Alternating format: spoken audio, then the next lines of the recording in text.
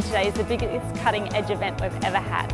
We had 350 primary school kids, over 100 STEM ambassadors, so that's 450 school kids on campus today, combined with our 100 STEM squad, which is university students, all engaged in STEM.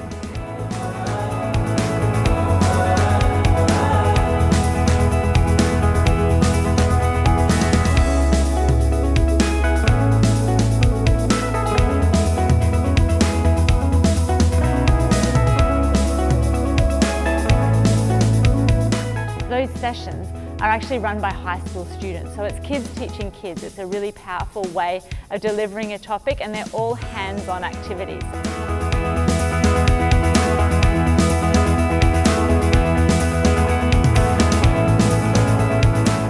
So as a student now in the role of a teacher, I find it very interesting, and I know what they like, I know how to engage with them. Seeing their reaction is quite amazing because their faces light up, they're so in love with what they're doing. They just think, oh yeah, I've finally done something, I finally actually succeeded, and it's amazing.